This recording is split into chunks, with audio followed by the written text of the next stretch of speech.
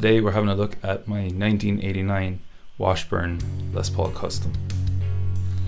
This is a 1989 Washburn WP-80 Les Paul Custom replica made in Japan. From what I've read, these guys were made from 1988 until 1992. I picked this up a couple of years ago for pretty cheap. I did a little bit of research and I found a really small amount of information about these. Basically, from what I know about this, the WP-80s were made from 1988 until 1992. They were kind of along the same lines as the Bernie Les Paul Customs in terms of they were much cheaper than a regular Gibson.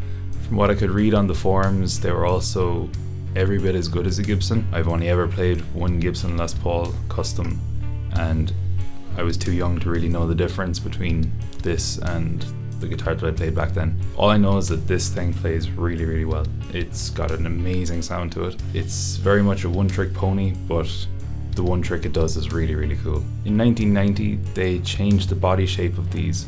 So they squared up these horns here, here, here, and here. They kind of shortened the guitar, and to my eye, it looks more like a Nighthawk or an SG or something like that with the way it's shortened up.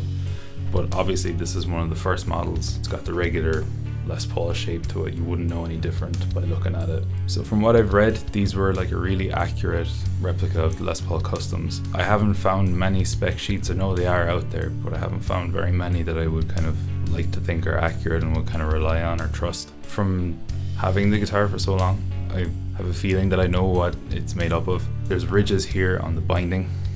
They're not actually on the binding, they're just like really close to the binding. You can actually feel the ridge with your finger all the way around the body. So I'm going to assume that because it's not on where the actual binding meets the finish, that's a cap on the body wood.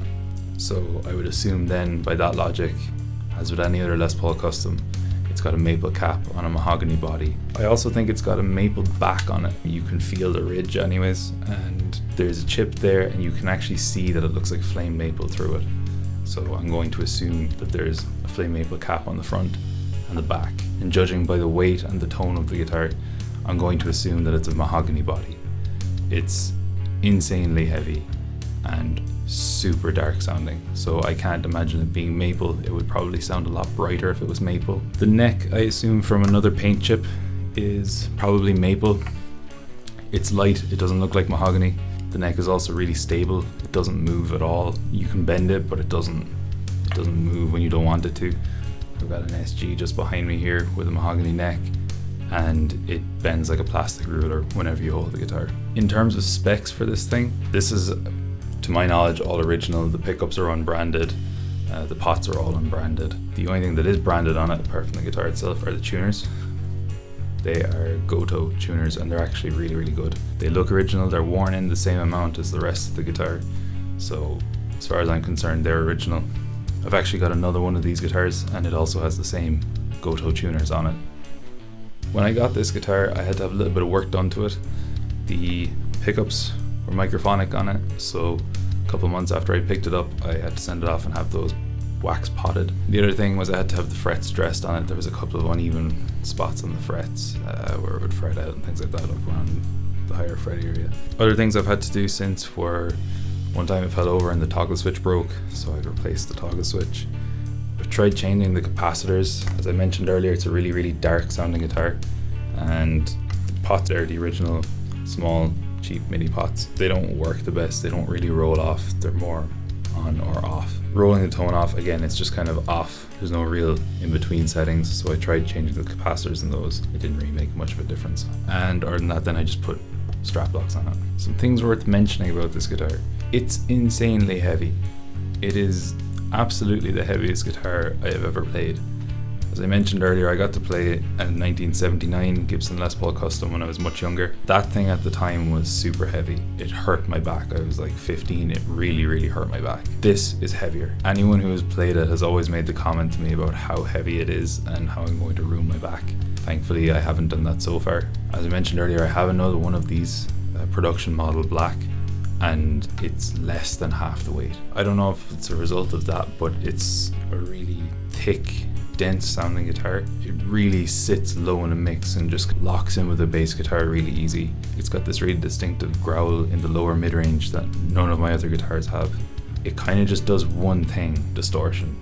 It will distort anything you put it in front of. Any amplifier, plug-in, modeler, Fender amplifiers, Marshalls, Voxes.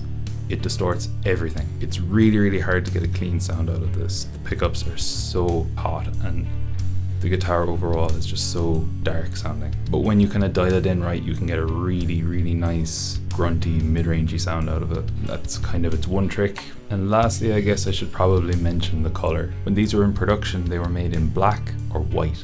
I don't know if this is a refinish or a prototype. It's got a sticker here on the heel of the neck and on the back of the headstock with the serial number. I don't know if you would have put those back on if it was a refinish. I honestly don't know.